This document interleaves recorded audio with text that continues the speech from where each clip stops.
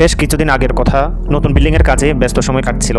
মাথার ভেতর তখন ঘুরছিল একটা আলাদা ডিজাইনের চিন্তা, যেটা একটু ভিন্ন হবে, একটু চোখে পড়বে।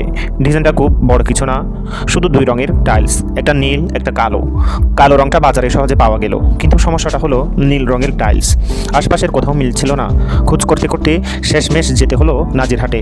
নাজিরহাটে গিয়ে অনেক জায়গায় ঘোরাঘুরি, শেষ পর্যন্ত আদিব ভাইয়ের সহযোগিতায় পেলাম ঠিক সেই নীল রঙটা, যেটা আমার মাথার ডিজাইনের সঙ্গে একদম মিলে গেল। তখন মনে হলো ঠিক পথেই আছি। টাইলস নিয়ে ঘরে ফিরে শুরু করলাম আসল কাজ। কাগজ দিয়ে বানালাম একটা ফরম্যাট। ডিজাইনটা কেমন হবে, কোথায় কোন টাইলস বসবে, সব কিছু আগে ঠিক করে নিলাম, কারণ কাজটা তো মিস্ত্রি ভাইরা করবেন। কিন্তু ভাবনাটা পরিষ্কার না হলে ফলাফল খুব সুন্দর হয় না। ফরম্যাট তৈরি হওয়ার পর গেলাম টাইলস মিস্ত্রিদের ভাইদের কাছে। ডিজাইনটা দেখেই বুঝলাম এই কাজটা সহজ না। মার্কিং, মেজারমেন্ট, কাটিং সব কিছুতেই ছিল বাড়তি ঝামেলা।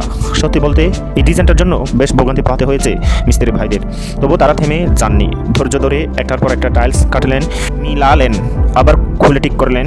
প্রায় 3 ঘন্টা টানা পরিশ্রমের পর অবশেষে ডিজাইনটা দাঁড়িয়ে গেল। যখন কাজটা শেষ হলো তখন শুধু একটা জিনিসই মনে হচ্ছিল, ইচ্ছা থাকলে নতুন কিছু করা সম্ভব। এই ব্লগটা তাদের জন্য যারা নতুন বিল্ডিং করছেন, যারা রেডিমেড ডিজাইন আটকে থাকতে চান না, আর যারা আমার মতো একটু আলাদা চিন্তা করতে ভালোবাসেন। সব শেষে হৃদয় থেকে ধন্যবাদ টাইলস মিস্ত্রি ভাইদের। আপনাদের হাতের কাজ আর ধৈর্য না থাকলে এই সুন্দর ডিজাইনটা কখনো বাস্তব হতো না। আসসালামু আলাইকুম।